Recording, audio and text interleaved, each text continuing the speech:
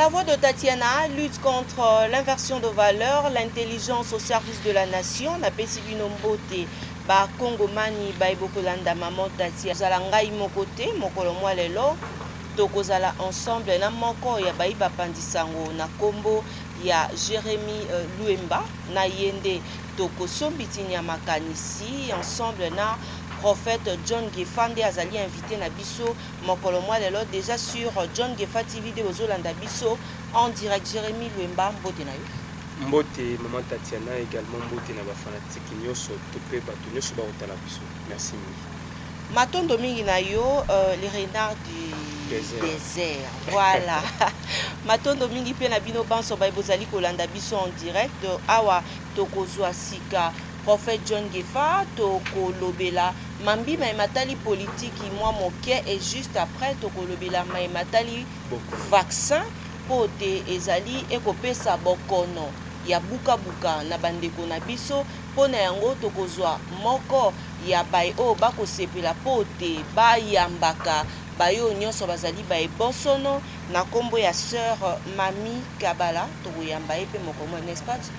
Tout à fait, je crois que Bandeko Batala Rabiso, déjà Bayokaye, c'est une femme brave, courageuse, mais également sociale, parce qu'il y a eu moyen d'aller investir en on pour réparer, handicapés, pour soutenir, pour assister Bango. Je crois que, vu aussi pandémie, coronavirus, Covid-19, je crois, Marameza Mingi, vaccin à poto, Mingi, retirer la malformation.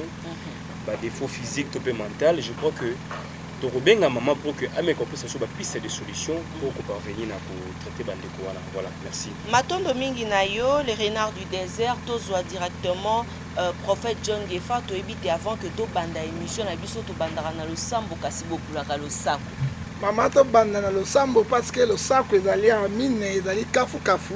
Pe ba losako to repesa lelo kozapena manjenge, ese bato mingi bakoya na moka to pe na manjange. Ozali wana pena ba panda na lisango ya solo parce que soki omoni libanga na mai sali tubu loba ete libanga lekwe to banda na nzambe. Data na lola to tiki émission maboko na yo. Natiki le renard de désert oya suaka anyama na zamba. Aswa pe bato pe perde oyo na FCC atiki le susu Tatiana Osango motetelo liaka loso pe na kati na pondu oya liaka misuna makemba te nzambe sunga biso totiki ba diaspora so maboko na yo to ebete pelengende ko na kata coronavirus malade mosusu ebimi lisusu koleka coronavirus po tolobaki yango kolobatela bango sunga bango bango balesa na biso balai babatela biso tabe bandeko bazo kufa na kati na Bukavu. Oye bazangi obateli ya solo Colossiens 127 verset 2 soki obateli te ezali pamba pesa mboka na biso kimia pesa boboto bolingo bosenga po totongola mboko na ndenge ekoki otiki mpe bapaster nyonso babungi nzela na maboko na yo mpe bayebi na nzela totiki mpe bakonduire ya pelenge ndu ya pays yango tobobo o tobengi yango pays de gondwana kolo togondwanaka kaka te na suka bango baliaka biso toliaka te yawe banda na biso mpo osukisa na biso na kombo na Yesu Masiya oya zali pe mobakisi na bideko biso seko amen. Amen. Surtout zaki na ba catholique pe ba kolanda biso ba koloba te okombo ya tata pe ya mwana pe Elimo Santo. Voilà. Prophète John Gefa ya yambo avant tokota na ba sujet wana tokobanda na mambima matali politique lelo oyo. Maman pesi lo sako te tozala lo sako. Mozwi pe mobola. Bola nanga lo sako oyo pe na ndimbola. Po tango na mona kama mata tena pembeni na ngai na yoka kama mwete komona Jérémy Luemba le renard désert na banga reçoit ngana mopende donc awa ezali manjange pe mokato pesi mbwambu apo mama mozwi na mobola ba voisin mais bazana conflit ya bilia pona nini soki mozwi aye atondisi frigo na ye congélateur mbiti nyama mozwi ale mopara ya pamba na mbila alali nzala sikoyo mozwi alobi ngapi nazaka na sengo na nzoto na ngai mokolo moko te lokola ngapi naliaka te mobola azwi mbonda abandi kobeta de 18h te 1h du matin mozwi makelele leki na kosala na moto ndenge nini ya pambo ya zangi tina mpaka moko na mboka ayebi papa ndenge bozali ba voisin conflit aussi la te yoli ya kotonda kana mbimbi olali manchange mokato na kati na ndako ozwi mama mwete modwi kuna libungu esali fremiso paipai pesa epe bilia sikoyo mpe mozwi abandi kopesa mobola wana bilia mobola tanga bandi kolia yango atiki makelele ezolakisa nini mboka ezali ya biso bakongolais. Comment les autres gens, les députés, les parlementaires, baba gouverneurs, bali ya kakotonda biso babola na pasi. Yango tokotika bango na makelele te. Po totika makelele oyo, bango pe balesa biso. Soki bakolesa biso, tokotika bango kimia pe makelele. Et fait bakolesa biso te, makelele eko continuer libela na libela. Pesa ni bala. Kalosako. Moto mbwa mobe. Na kingombe balobini ni moto azali nyama ya mabe. Motema na moto etikaka pasi elinga moninga souffrir po ya asakana karango mais rendez-vous na biso na 2023 beaucoup la kalosako lo sako ya misato mama bayo bakozala mokolo wana ekozala cri na cri bayo bakozala mawa o baliaki batondi nani wana 2023 ezali rendez-vous beaucoup la kalosako baliaka bilia lisanga esengaka bakourage soki oza kourage te okotonda te okolia ndenge nini mboko eza na bakourage bampuku bazali awa oyo tobengi bingetele azali na FCC azali na PPRD ye azongi na union sacré tokolia tokotonda ndenge nini rendez-vous 2023 nasuki wana matondo mingi prophète John Gefa na kobanda na mituna Jérémy Luemba prophète John Gefa baïba député ya moko ya dynamique de l'opposition mosusu ya SID à Martin Fayulu donc mibale à la Muka enfin basadéré na union sacrée point de vue ya prophète John Gefa tango union sacrée okoloba te mbutu et ko salema eloko ya malunga e ko bima kuna te kasi bayi député à la Muka enfin balongo et pas Martin Fayulu pour que bakenda ko s'adhérer na union sacrée point de vue na mais yo ka moi député alongo pas Martin Fayulu yo ka moi ngopona nana teka Jésus c'était Judas Iscariote azaki 12 apôtres à Jésus maman oyebi Ecclésiaste chapitre 1 verset 10 likamba sikezate hein ozomona est-ce que ba député na balongo pas la Muka bakay kuna ba comporter ni au moins union sacrée ezali quoi boîte ya Noé sangisa toyebisa ki no force union sacrée je te dis la vérité même les kabunda zolo bana il faut to privilégier batoyo bazana ba député belé ba député bosomba na mbongo hein ba député bosomba bango na mbongo hein tango sombi député na mbongo à tout moment ko changer position na ye à tout moment ko changer position na ye est-ce que ba député bosomba na mbongo motema wana lelo yo la union sacrée Kabila lingai ko banga makasi soka monaki présence ya Bemba pe présence ya Moïse Katumbi même ndenge papo ya zolo ba bango balingi biloba loba mingi oyo ya bino de pesi wana to pour favoriser bato baza mais nani ba tena ba député ba na kasite ba tena otamona na kolanda ba hein nazo ebiso sola na gasite ana gasite ba tena otamona mais soki Moïse kaka bomonaki ba expérience te papa hein ba tena ki yao match ni ba tena bato balandai parce que ba député ba sombaka bango na mbongo ba tena sombaka monsieur abatezani un bon jour comme président de la République ou premier ministre yango wana parce que la démocratie on a parti belé on a député belé il y a une part de Lyon hein azaka na mayela polo so bandakala mais biso avec une distraction la loi comme informateur moi je te dis comme Moïse Akei Bemba Akei c'est lui qui sera le premier ministre hein même non papa t'as la politique en boka bazo sakana biso on ne met pas les doigts dans les fesses des tortilles ngale lobibo batiaka mosapina lisoko ya kobate soko temo sabina lisoko akobo kokatana minu ya nzombo ekauka ezika soko temo sabia kati yo ça c'est blaguer avec la population congolaise souffrance biso peuple toujours souffrir bango papa je me suis kata bien motika mutakala okola na mbango OK na nzambe tala na kotika la mutakala kwa mama na botanga pona Congo osakala te pa nama tala makamozolo ba Jérémie nzo pesa kanda OK nous souffrons soki na lobby peuple mo na monde a souffrir Congo zate comment bozo sakana bato lokola mutakala mwana muke lokola kalso mwana muke tato bokei tato bosongi tato ça c'est quoi ça 2023 rendez-vous osomona alors Kabila motato banga bato mibali Kabila na soma batite bah il y a une union sacrée on a bah Pierre Kabila il n'a pas perdu hein azobanga Bemba ye na Katumbi mais je te dis aujourd'hui Kyungu na Bakatange basangana te avant Moïse aboya awa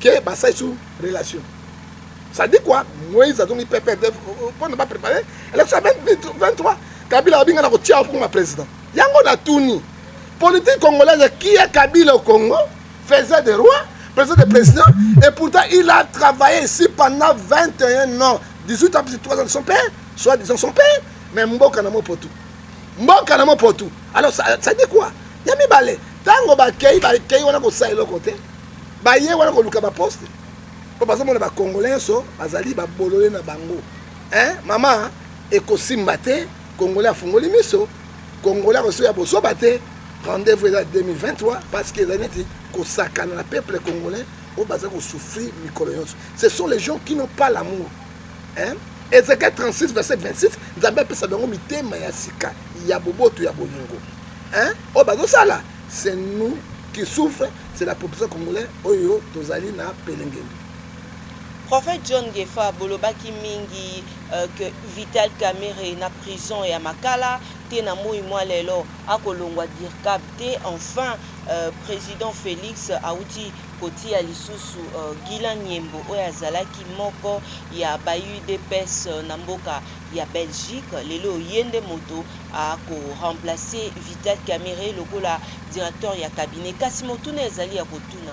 Pourquoi président Félix autour ya nomination na soit soko zali moto ya UDPS to zali moko ya bayi baninga na yeto pe ba proche na yete to zali kasainte système à 3 cas yango ekosilara atete na moi lelo point de vue na par rapport na yango Vital Ka comment nini Mere Kamere Vital non Kamere te oya komi de Nyembo azaka moluba non hein pour au moins là to soloba président azopekisa dictature azopekisa tribalisme. Mais ce qu'il fait là, c'est la dictature tout fait. Ils allaient tribalisme tout fait. Pourquoi belé à bateau, bazali kaka bateau baka kabeya baka bateau na présidence de la République. Ça dit quoi yo mona na mboka nini na mokili mobimba. Hein? Au moins dans invité caméra ngo azalaki azako mbouye bango, azalaki Burundais likambo pete. Burundais azalaki na tête wana mais on mbouye ka bango. Po bango tuko baka longe. Yango nga combien tatuka bishi. Hein ngabeta dukabishi kaka ba nazongi mwa mukeli susu pena kulunga pe susu okwa ba nommer ce de Kabila alonga nazongi siko nazongi songefa ngila nyembo kaka ba nyembo kati nini kaka bango na bango ndeko na ngai président mandat ezali boso 2023 ezali boso Mobutu aboyeki biso tribalisme tata moko Mobutu mokonzi moko ekolo moko mais otosuba kaka oui qu'on nomme directeur cabinet à Sadi Malam parce que jusqu'alors Kamere a toujours directeur cabinet à président Tshisekedi à Bana de bon directeur cabinet hein tant qu'on nomme to CPL mais à qu'on nomme mon soutien pourquoi quand camarade dîner bazar na Belgique pourquoi pas confiance c'était monsieur confiance au bazar wana qu'est-ce qu'ils font la présence est par terre hein même au communication présidence de la République elle fonctionne à côté hein elle fonctionne à côté même le ministre n'a pas soi-disant d'information. C'est zéro. Hein? Ça ne fonctionne pas. Hein? Luka bateau baza compétent. Bateau baza na souci en boka.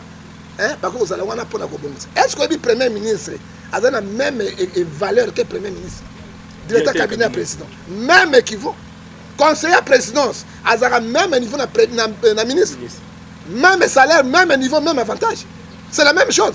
Alors, on a aussi la biso, on a toujours comprendre. Le président fait appel reconnaissant. Dans un pays, ça katina. Oyobi, moto yo abundaki na absence ya caméra, makasi hein, directeur cabinet on a zaki à Casimir. Hein, Casimir on a abundaki makasi. Pourquoi pas que après ces chances comme titulaire? Hein? Est-ce qu'il conflit monsieur de Bimaka yango parce que ya yebi à travailler na caméra, a yebi tu sais très bien. Comment moto mususu po bayaka wana bayibi aza ko commenter bayibi lokote ka français bango poto wana lokote a porter rien pourquoi après ça qui a comme titulaire c'est ça le conflit on ne dirige pas les pays avec les conflits hein si on dirige les pays avec conflit avec tribalisme mabe kota kana mboka mingi yango ebimisaka bake tala romona na ebisio lelo mama tatiana mbutu et que comme na kati ya ya kuna na carte de présidence parce que il fallait reconduire un adjoint, un intérimaire ou bien un grand professeur à l'université à Kinshasa. Oya za mayele ati ayo wana apesa mwa mayele wana po batlongola crise munene oyo tozala ngo na mboka oyo na ebandeli na suka ezo yebana. Merci beaucoup, prophète John Gefa. Jérémy, peut-être vous en Mituna. Voilà, merci pour les relais, Maman Tatiana. Toutefois, on a 4 toujours actualité. Au niveau de l'Assemblée nationale, le député Barobunda Kuna. Bitumba destitution et après ministre Ilunga Ilunkamba. Je crois que ça à l'ordre du jour, John Gefa, par rapport à l'évolution Mboka, tout le monde peut Ilunkamba qui m'a quitté, mais il y a une mission spéciale à Lumbashi. Alors, quand on a président Kabila, il y a autorité morale FCC. Moto a mandaté pour que Fatia nommé. Alors, quand on a la réalité, il y a beaucoup de au niveau du Parlement et tout ça, ça crée encore notre crise. Destitution au monde le Lengeni. Ndeko Jérémy Luemba, l'Élena de désert, Renard, Renard de désert. Il faut appeler les chapassons. Quand on parle de loup, on voit ça que. Très bien. C'est bon. La commission peut y aller. Très bien, très bien. Bon, ils sont bons. Ils sont bons. Monsieur Jérémy, Mboka etambolaka na ba principe na yango fondamentaux pe na respect ya constitution. Monsieur, pe na ba loi fondamentaux. Mais eloko ezoleka na RDC Mboka na ngai, je n'arrive pas à comprendre. Bato balingi exhibition de pouvoir. Azali awa, il faut ça là-bas, azala awa. Assemblée nationale ba décision qui ma présidente na bango Mabunda na biro na bango. Mboso ya yiri azana droite ya kolongola na bureau provisoire wana ba destituer premier ministre ezalaka na mboka moko na mokilité. Ça se fait pas. Ça il tembela juriste moko ya ngata ta constitution to kota na yango ezalaka na ngote. Mission ya bureau provisoire ezani. Mboso sangi 12 millions. Yo ka miyibi na bango 12 millions. Kabunda zoloba. Na 12 millions. Est-ce que baki kotonga ta 6 millions ba bongisa même hôpital général wana te? L'hôpital le plus sale du monde ezali na Kinshasa. Bako bongisa ngote ta 6 millions. 12 millions anini pour na ba organiser élection ya bureau définitive. Pas même 1 million, pas même 500 000. Mboka ba millions, na ba millions, les pays sont pauvres. Ndeko na ngabo banga nzambe. Toi otika bino mabele ote hein so ngana kufi na kofunda bino pa nzambe na kofunda pe ko mona la ko nzambe sa bino na Congo so fundi OK ofunda ko zwani ne ba député corrompi ko zwani parquet ba corrompi ku ko sona corrompi ba ko bomanga ba ko manga ba ko tsanga mondumbo na fumanga ina ngai bima munoko boni boyko baba ka bino to ndengeni bino na bisengo peuple na souffrance bino na ba nini bino na biso to zo mona loko moko te. Mais comment Mbosso a soit courage? Hein, monsieur Jérémy? Ce qui premier ministre a boycotté démissionné. Ce qui président de la République a poussé démissionner par force. Et dans la violation de la Constitution. Est-ce qu'il y a une Constitution? Moubarak a pas une Constitution. Aussi Moubarak en Égypte. Hein? Ce qui a dit qu'il parce que si c'est Azaki général n'a été un président. À côté qui boloko après 3 ans de ses abimissiers. Hein? Est-ce que mon qui n'a pas eu batamindo wana ni mindo makasi comme na Soudan? Hein? Comment Ebel Béchir? El Béchir. Tikangana loba na yebiango. Elbel to Béchir to Béchira tikangana loba. OK? Mais bon mon qui n'est pas milité constitution ibeko. Mais ce que lobby ni motomo kaza di kolo ya mibeko te. Mais bien que ça sera président de la République, mais bien que ça sera premier ministre, et que ça sera généraux, et que ça sera batoyoso. Mais tant que nous avons violé, on va voir les conséquences. On qui pas en table. Les lois bino lobby à banine. Et au Sougabon. Premier ministre. Tant que moni Mbosso a un prérogatif mon côté. Rôle ya Mbosso ezali pour organiser élection définitive. Il y a bureau. Il y a bureau. élection définitive na bureau. Pourquoi vous avez pressé Jérémy? Vous avez pressé Bobozo et Lambo quand on bat on a nani. Vous êtes pressé Jérémy. Hein? À combien a touché dessus la première ministre? Est-ce que bureau provisoire quoi sa première ministre? Mbosso. Est-ce que bureau provisoire Nabino Moko et quoi sa première ministre à solo attaque Kabila ngwa lobité? Hein? Est-ce que bureau provisoire ezali partout dans le monde et ça les makati? Mbosso a organisé na 12 millions na 5 mboka mobole hein? Mboko tobengi yango pays de tobengi yango Gondwana, parlement de Gondwana, pas ça misala Gondwana. Hein? Mais à côté, pas ça la motion moko ya ko destituer premier est bino mona yango wapi? Yango moni ya Lukamba. Avandi ya Lukamba to Lukamba asa pe loko te ya Lukamba ngo eloko pété premier ministre moko akbetelo to mona na monde te bande botam ibikala biseka seka sika drip na so chambo kan banda koti etazo bima rien au moins ta premier ministre la monsieur asukana badi banga na mwela za kina ni wana bino chibala moi ta mwela ngo na ya zo ta mwela loko muke par ta mwela ngo oya kota ka biseka mais na zo comprendre bino te être un premier ministre frère président de la République vous êtes aux alliés travailleurs et peuple. Il faut travailler peuple à sentir. Mais tu sens la cabinote. Kaka ba fête ya minene ba inter ba memiling 2023 les alliés rendez-vous. Yango monete akeneke pa Kabila. Donc la Kabila nzambe ya Congo.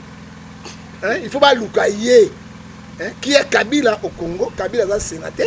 Ceux qui ont fait candidature en 2023, on va appeler sénateur ou quoi Kabila. Nambongo nini mama? Nambongo nini? Kaka mbongo mo potu.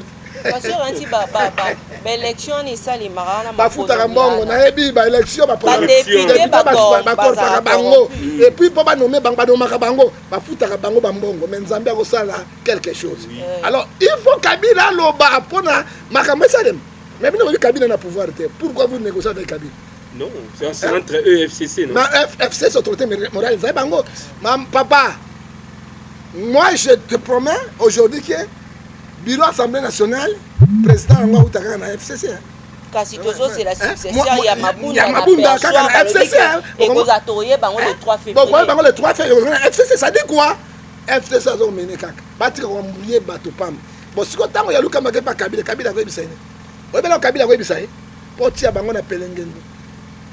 Na poloso kondima démission te bloqué yango tango kondima démission te bako longola yo par force tango balongo na force ezaka deux ou bien mobule bimi na mboka ou bien cour constitutionnel ezwi makamo na nzela donc crise toza na yango bana ya kibana mboka bana mokili bosambela parce que le mal peut se produire à tout moment.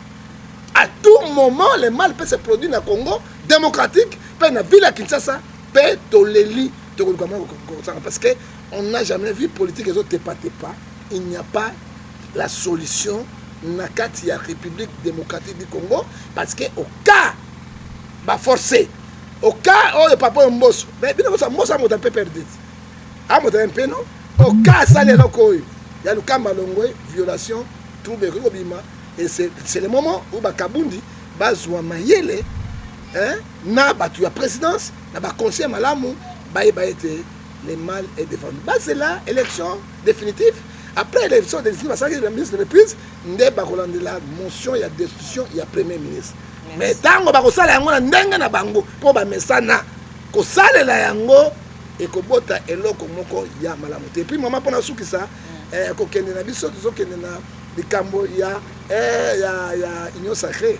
Moi, je te dis, Proverbe 24, verset 20, le bonheur n'existe pas dans les maisons des méchants. Et au moins, Union sacrée, il a rapporté rien, et vous avez l'oyenge na boulou yeke.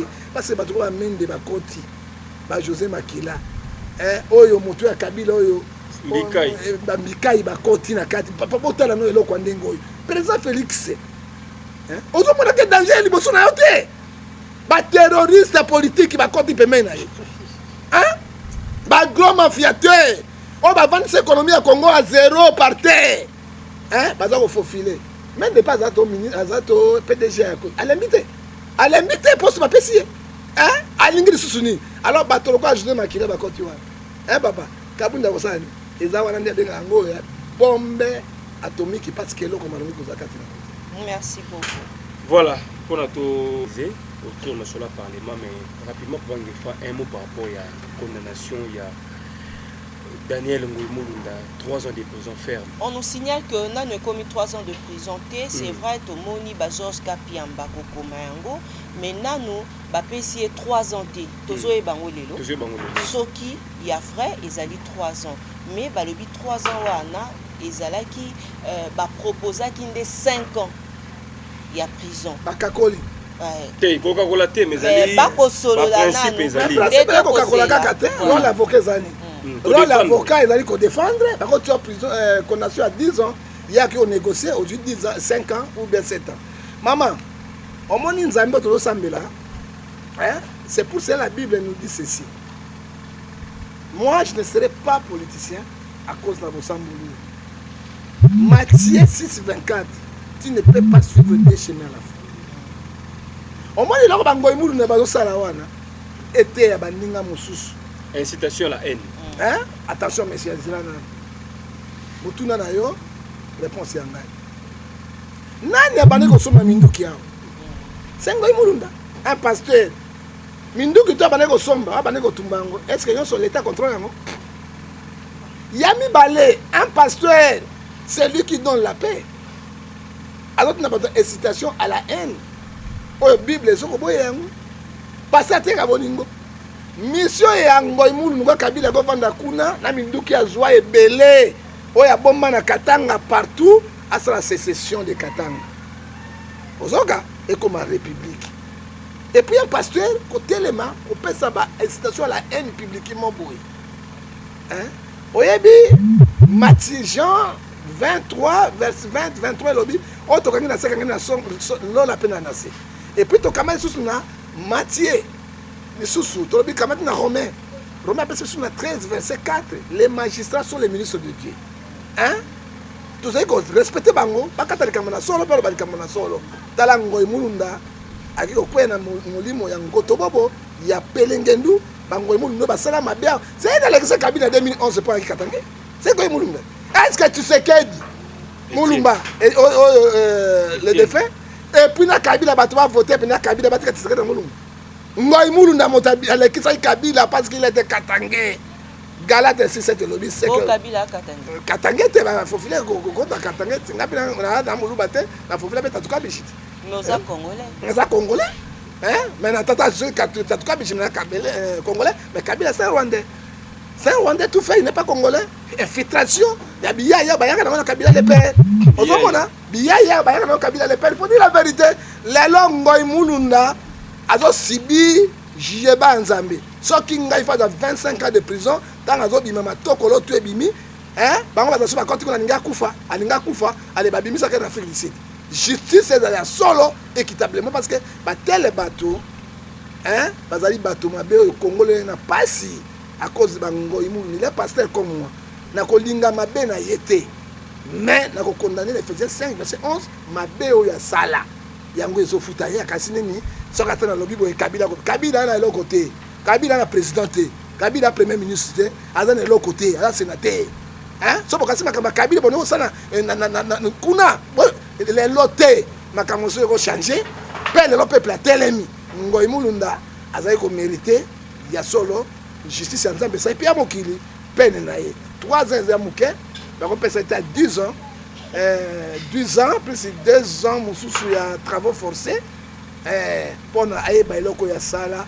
Et puis aye ba été, oye ba kangi on a c'est Matthieu Jean 23 20, ba kangi na likolo ba fungo penancer. Parce que ma bena bango, o ba komisi mboka na kao, na pasi, na minyokoli. C'est lui qui sème le vent, récolte la tempête. Merci beaucoup, Bandeko Balandi. Beaucoup la Kalosako. Mboa Simboa. Mboa Simboa. Toko clôturé na ba question. Matali politique. Lamuka enfin. Fayulu Elongo na coordination ya Lamuka. Bauti ko sala lokasa pona kolobate esengeli na bemba pe katumbi balongo la soni baloba na bayi Kongomani te balongwe lamuka parce que tango bakozonga lisusu te bavanda pour la deuxième fois wana nde kozala moto parce que wana ekoriske te batanga te balongoli bango na lamuka sika penza na miso boye po lokola bango na lamuka bango bakeye déjà na union sacrée esengeli te ete koservir 2 mètres à la fois. Mama tokoloba loko nini me bakabundi mpe atika biloba loba mingi kabundi azoloba te ke Bemba alongoli bango bana bato ebele te badepute ebele te lelo bayeli ozomona ke blague avec la maman confusion totale na politique congolaise ezali confusion biloko nga bango ntina moko kolandela yango eza te ezali mawa mingi mais président fali azozela nini abengana na Bemba azozela nini parce que babemba na ba Moïse Katumbi oyo azoluka poste ya premier ministre oyo mosoluka ministre poste ya ministre ya finance lokwa Manzembe Kweya asomba Ronaldo asomba mpe nani Messi aya na bango na Manzembe wana mais monsieur ya Katumbi yango wana mpo alinga lokumu mboka ya bino te ya okende na bayuda te na Tel Aviv kuna bango bakende kuna te kaka nete batingama na mboko Kongo nayebi te bajefere bakolo mboka biso tozali oyo bajeremi lwemu motete la solo de pandu na mafuta bango biso beta tangwa kabiya kaka biya oyo azonga Rwanda te oyo akende Tel Aviv te kaka aw mais est-ce que le président Fayoulou Amos 3:3 dit ceci la Bible c'est notre constitution des hommes ne marchent pas ensemble être convaincus bato ba yeso ba yokani te bakabo ozoli gabo kabona ni suni bato la si position na bango wana ba benga ba coopérant wana ba grand coopérant o bino benga bango mosusu anani